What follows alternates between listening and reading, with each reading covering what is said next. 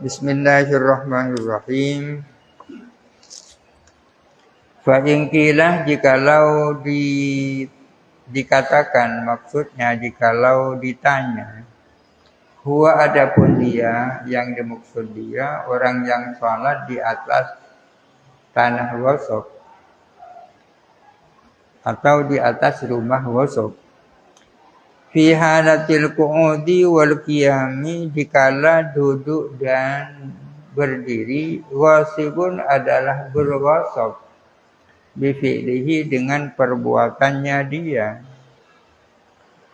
wala fi'la lahu dan tidak ada perbuatan baginya, illa qiyamuhu wa qu'uduhu, kecuali berdirinya dan duduknya. Wa huwa mutaqarribun bi fi'lihi, sedangkan dia adalah bertaqarrub dengan perbuatannya. Fa kaifa, maka bagaimana, yakunu ada siapa musolli, mutaqarriban adalah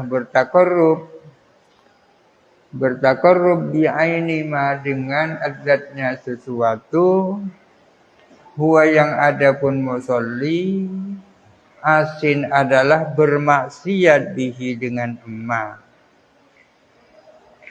Orang yang melakukan sholat di atas tanah gosok, dia bergosok dengan sujudnya, dia bergosok dengan berdirinya, dia bergosok dengan rukuknya, dan dalam waktu yang sama dia bertaqarrub dengan sujudnya, bertaqarrub dengan berdirinya. Mana mungkin itu? Dalam waktu yang bersamaan ia bergosok dengan sujudnya, bertaqarrub dengan sujudnya. Kulna, kita menjawab, itu sanggahan dari Mu'tazilah itu. Huwa adapun dia musolli, min haitsu innahu mustawfin manafi'ad dari wasibun. Dia itu min haitsu innahu mustawfin, dilihat dari segi bahwa dia menggunakan manafi'ad dari, akan manfaat-manfaatnya rumah, wasibun adalah wasok, berwasok, yang diwasokkan rumah ya. Dari segi bahwa dia menggunakan manfaat fasilitas rumah, dia wasok. Wa min haitsu innahu ata bi suratis sholati, dan dilihat dari segi bahwa dia melakukan format sholat, rukuk, sujud dan seterusnya, mutaqarribun adalah bertaqarrub. Artinya dalam waktu yang sama dia berwasok, dan dalam waktu yang sama dia bertaqarrub. Berwasok dengan apanya? Dilihat dari segi bahwa dia telah memanfaatkan rumahnya orang, berwasok. Di sisi yang lain dia melakukan hormat-hormat sholat, sujud, ruku. Berarti dia bertaqarrub dengan hormat sholat itu. Kama dzakarnahu fi suratil khiyatati, sebagaimana telah kami menyebutkannya di dalam kasus menjahit. Budaknya dari satu sisi disuruh menjahit baju, akan tetapi dilarang masuk rumah. Kemudian orang itu menjahit baju di dalam rumah yang dilarang. Menjahitnya dia bertaqarrub, berarti masuknya rumah dia bergosok. Idz qad yaqilu, karena kadang-kadang menyadari, kaunahu wasiban, kepada adanya musolli itu wasok, man siapa orang, la ya'lamu yang tidak tahu siapa man, kaunahu kepada adanya musolli, musollian adalah bersolat. Wa ya'lamu dan tahu, kaunahu kepada adanya musolli, musollian adalah solat, man siapa orang, la ya'lamu yang tidak tahu siapa man, kaunahu kepada adanya musolli, wasiban itu wasa. Orang yang tidak tahu bahwa si fulan itu sholat, Bisa saja dia menyadari bahwa si fulan itu gosok. Kita bisa tahu si A itu sedang gosok, padahal tidak. Sementara kita tidak tahu bahwa dia itu sholat. Sebaliknya kita bisa tahu bahwa dia itu sholat, padahal kita tidak tahu bahwa dia itu gosok. Fahuma maka adapun keduanya, gosok dan sholat, wajahani mukhtalifani adalah dua wajah yang berbeda. Jadi tetap memiliki dua wajah ya. Jadi wahid bisahti namanya itu. Salatnya si A di tempat gosok itu gosok bisahti tapi mempunyai dua wajah. Wajah salat dan wajah gosok. Dari segi salatnya dapat pahala, dari segi gosoknya dia dapat siksa. Adalah dua wajah yang berbeda wa in kana dzatul fi'li wahidatan, meskipun ada apa zatnya perbuatan itu satu. Rukuknya rukuk asab, rukuknya rukuk takarruki. Al-jawabus tsanisu, adapun jawaban yang ketiga, huwa anna naqulu, bahwa kita berkata, bima tunkiruna 'alal qadhi rahimahullahu ta'ala, dengan apa kalian mengingkari atas qadhi, yang dimaksud qadhi Abu Bakrin al-Baqillani, haitsu hakama bi annal fardhu yasqutu indaha la biha. Haitsu hakamah, di mana beliau itu menghukumi bahwa sesungguhnya kewajiban itu gugur indaha ketika sholat, la biha tidak dengan sholat. Bi annal fardhu yasqutu inda sholati la bis sholati. Apa bedanya yasqutu bis inda sholati la bis sholati? Sesungguhnya sholat yang dilakukan tidak menggugurkan kewajiban. Akan tetapi nyatanya sholat itu gugur kewajibannya dengan adanya ijma', bijadilil ijma'. Fasallama annahu maksiyatun, maka setuju atau menerima siapa qadhi Abu Bakar al-Baqillani, sepakat annahu maksiyatun, bahwa apa yang dilakukan itu maksiat. Salat di dalam rumah yang gosok. Walakinil amru la yadullu 'alal ijza'i idza utiya bil ma'muri. Akan tetapi adapun amar, perintah itu tidak menunjukkan atas ijza, mencukupi idza utiya bil ma'muri, bila mana telah dilakukan apa-apa sesuatu yang diperintahkan. Yang dimaksud makmur di sini makmur bihi. Karena kalau makmur maknanya orang yang diperintahkan. Makmur bihi sesuatu yang diperintahkan. Walan nahyu, dan juga tidak nahi. Yadullu itu menunjukkan ala adamil ijza'i, atas tidaknya cukup. Di dalam usul fikih ada istilah ijza'. Ijza' itu apa? Ada yang mengatakan identik dengan sihah, sah. As-sah. Ada hadis yang mengatakan arba'un la tujzi'u fil adha'i. Ada 4 macam hewan yang tak cukup dijadikan kurban. Ajza'a yujzi'u, tak cukup maksudnya tidak sah. Yang dimaksud ijza' itu adalah sukutut talab, gugurnya tuntutan. Kalau ada perintah, kemudian perintah itu dilakukan, perintah itu tidak menunjukkan bahwa atas cukupnya perbuatan yang diperintahkan itu. Kalau ada larangan, kemudian larangan itu dilakukan, tidak menunjukkan bahwa tidak ada ijza'. bal yu'khadul ijza'u min dalilin akharah, melainkan ijza' itu diambil dari dalil lain, kama saya.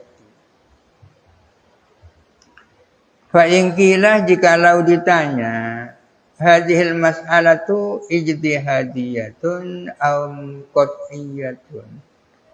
Adapun masalah ini apakah bersifat ijtihadi? Kalau ijtihadi pasti dhanni ya. Bersifat dugaan, bukan sesuatu yang pasti. Am qat'iyyatun, ataukah masalah ini bersifat qat'i? Qulna, kita menjawab, hiya qat'iyyatun. Masalah ini adalah qat'i. Sesuatu yang bersifat pasti. Wal musibu fiha wahidun. Adapun orang yang benar dalam soal qat'i atau dalam soal dalam persoalan qat'iyyat, wahidun itu satu.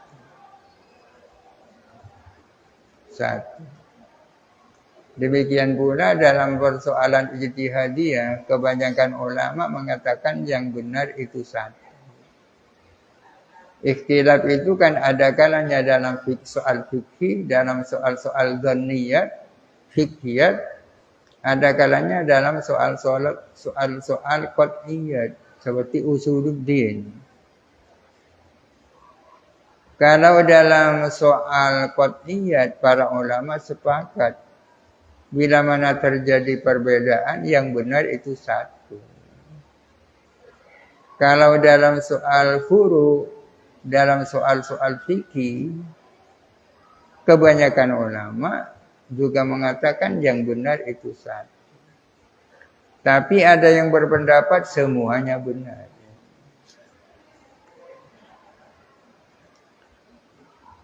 Apa alasannya dikatakan bahwa yang benar itu satu? Alasan bahwa ini qat'iyah dan yang benar itu satu. Di anna man sahhaha akhadha minal ijma'i wa huwa qati'un. Li anna man sahhaha, karena sesungguhnya orang yang mensahihkan salat orang yang dilakukan di tanah wasaf itu. Karena sesungguhnya orang yang mengesahkan, ya. Maksudnya yang mengatakan esa terhadap salat yang dilakukan di atas tanah wasaf, akhadha minal ijma'i, adalah mengambil dari ijma'. Wa huwa qati'un, sementara ijma' itu adalah qat'i. Yang dijadikan dasar oleh musannif adalah ulama salaf, ya kan? Seolah-olah mereka sepakat bahwa sholatnya orang yang dilakukan di atas tanah wasaf itu sah. Alasannya di antara mereka tidak ada yang pernah protes terhadap orang-orang zalim. Tidak pernah ada perintah dari mereka untuk mengulang sholat itu. Oleh karena itu dinyatakan sholatnya sah. Dasarnya ijma' qat'i. Itu yang sahih. Wa man abtala, adapun orang yang menyatakan batal tak sah, akhadha minat tadodi, adalah mengambil dari adanya pertentangan, kontradiksi, alladzi bainal qurbati wal maksiyati, yang terjadi antara takarrub dan maksiat. Ya. Yang mengatakan sholat itu tidak sah, ya karena adanya tadoduh, ta'arud, kontradiksi antara kurbah dan maksiat. Kurbah dan maksiat berada pada objek yang satu. Sujudnya takarrub dan maksiat, rukuknya takarrub dan maksiat. Ini yang dijadikan dasar oleh pihak yang menyatakan salat itu tak sah. Akhadha minat tadodi alladzi baina al-qurbati wal maksiyati wa yadda'i kauna dzalika muhalan, dan mengklaim bahwa itu adalah muhal. Mustahil terjadi kurbah dan maksiat berada dalam satu objek. Muhal kan. At-tadadu bainal qurbati wal maksiyah muhalan bidalilil akli, dengan dalil akal. Dengan demikian fal mas'alatu qat'iyyatun, persoalannya adalah persoalan qat'i, sama-sama qat'inya. Pada dasarnya tidak akan terjadi ta'arud antara qat'i dan qat'i. Fa in qila, jikalau ditanya, idda'aitum al-ijma'a fi hadhil mas'alati, kalian mengklaim adanya ijma' dalam masalah ini. Katanya ulama salaf sepakat bahwa salatnya itu sah. Wa qad dhahaba Ahmad bin Hanbalin, padahal Imam Ahmad berpendapat ila butlani hadis salati, akan batalnya salat ini. Nyatanya Imam Ahmad mengatakan salat yang dilakukan di atas tanah wasop itu tak sah. Dari mana ijma'nya? Wa butlani kulli aqdin manhiyin anhu, dan Imam Ahmad berpendapat batalnya tiap-tiap akad yang dilarang. Tiap-tiap akad yang dilarang kalau dilakukan tak sah. Hatta al-bai'i fi waqtin nida'i yaumal jum'ati, bahkan termasuk jual beli yang dilakukan di saat nida sudah dikumandangkan, adzan Jumat sudah dilakukan, masih jual beli tak sah menurut Imam Ahmad yaumal jum'ati, pada hari Jumat.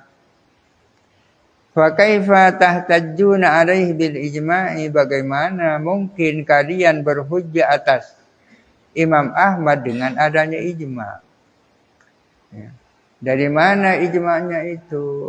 Padahal Imam Ahmad termasuk anggota ijma', katakanlah, mengatakan itu tak sah. Kulna kita menjawab, al-ijma'u hujjatun alaihi, adapun ijma' adalah menjadi hujjah atas Imam Ahmad.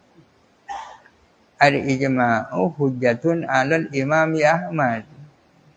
Artinya seharusnya Imam Ahmad tidak punya pendapat seperti itu, karena sebelumnya sudah ada ijma' yang mengatakan as-sah. Iz alimna anna dhalamata lam yu'maru bi qada'is sholawati, karena kita tahu bahwa orang-orang zalim, zalama ini jamak dari zalimnya, zalimun, zalimani, zalimuna, wa zullamun, wa zullamun, wa zalamatun.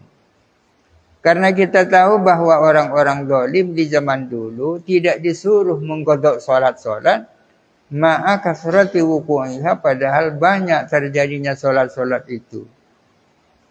Ma'a annahum law umiru bihi lan tasyarah, padahal sesungguhnya zalama, andai kata mereka diperintahkan melakukan qadha, niscaya akan tersebar. Andai kata mereka diperintahkan untuk qadha, kita pasti tahu ya, tersebar itu. Wa idza ankara hada, dan bila mana ingkar siapa Imam Ahmad hada, kepada hal ini, dan ngotot mengatakan salat itu tidak sah, fa yalzamuhu ma huwa azharu minhu, maka tetap kepada Imam Ahmad apa sesuatu, huwa yang ada pun azharu minhu adalah lebih tampak minhu daripada hada. Kalau Imam Ahmad mengingkari hal ini, ada konsekuensi yang lebih tampak daripada hal ini. Wa huwa adapun ma huwa azharu minhu, an la tahillu mur'atun, an ialah bahwa sesungguhnya, ini an mukhaffafa minas sakilah, bahwa sesungguhnya la tahillu mur'atun, tidak halal siapa perempuan, tazawwajah yang mengawini kepada perempuan, man siapa orang, fi dhimmatihi danikun, yang ialah di dalam tanggungannya man adapun satu danik. Satu danik itu sedikit, 1/4 dirham sakoni. Zalama yang zalim siapa man bihi, dengan danik. Punya tanggungan punya tanggungan 1 danik, itu berdosa. Katakanlah menggasap atau mengambil miliknya orang berupa makanan berupa 1 kilo misalnya. Dia akan wajib segera untuk mengembalikan. Selama dia tidak mengembalikan, setiap saat dia berada dalam kondisi dosa. Kalau di saat-saat dia berada dalam kondisi dosa, lalu melakukan akad nikah. Melakukan akad nikah di saat-saat dia sedang melakukan dosa. Apa itu tak sah akad nikahnya? Ini kalau dikatakan sholatnya orang yang melakukan sholat di atas tanah yang gosok tidak sah. Kalau dikatakan orang yang melakukan jual beli di saat-saat adzan Jumat sudah dikumandangkan tak sah. Ya.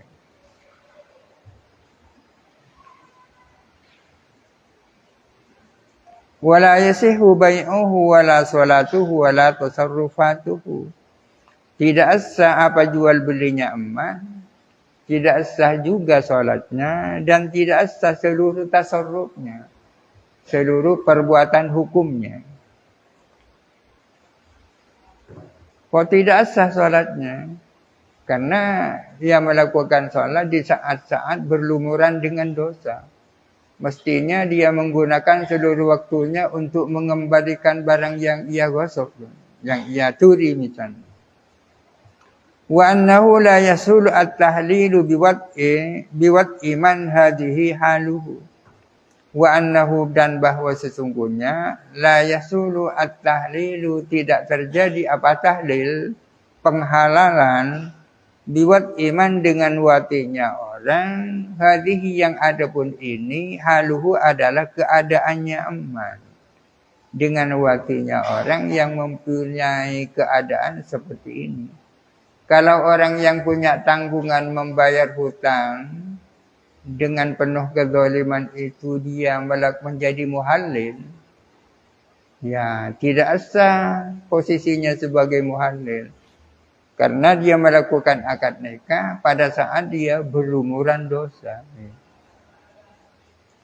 Kenapa? Li'annahu asabi tarki raddil mazlimati, karena dia berdosa akibat tidak mengembalikan mazlimah. Punya hutang tak bayar itu mazlimah, mencubit orang itu mazlimah. Ya, kesalahan mazlimah ini.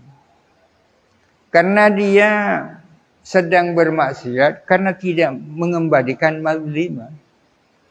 Walam yatrukhu, dan tidak meninggalkan orang hu akan raddul mazlimah illa bitaswijihi, kecuali dengan kawinnya dia, wa bai'ihi, dan jual belinya dia, wa salatihi, dan salatnya dia, wa tasarrufatihi, dan seluruh tasarrufnya. Orang yang punya tanggungan sesuatu, ya, katakanlah mengambil miliknya orang, dituntut untuk segera mengembalikan. Setiap saat, setiap detik yang berlalu, ia berada dalam kondisi dosa selama tidak mengembalikan. Kalau di saat-saat ia berlumuran dosa, melakukan jual beli, melakukan sholat, berarti sholatnya tak sah. Kalau mau dikatakan bahwa orang yang melakukan jual beli, di saat adzan Jumat dikumandangkan, jual belinya tak sah. Fayu'addi ila tahrimi aksarin nisa'i, maka berakibat atau mengantarkan kepada haramnya seluruh kebanyakan perempuan. Karena si calon suaminya seperti itu. Wa fawati aksaril amlaki, dan hilangnya kebanyakan milik-milik. Wa huwa kharqun lil ijma'i qat'an, hal itu adalah menyalahi ijma' dengan qat'an secara pasti. Artinya ulama seluruhnya sepakat bahwa itu sah, ya. Wa dzalika la sabila ilaihi, adapun hal itu ialah tiada jalan ilaihi, kepada hal tersebut. yakni tahrimi aksarin nisa dan fawati aksaril amla. Mas'alatun wallahu a'lam al-fatihah. Alhamdulillah.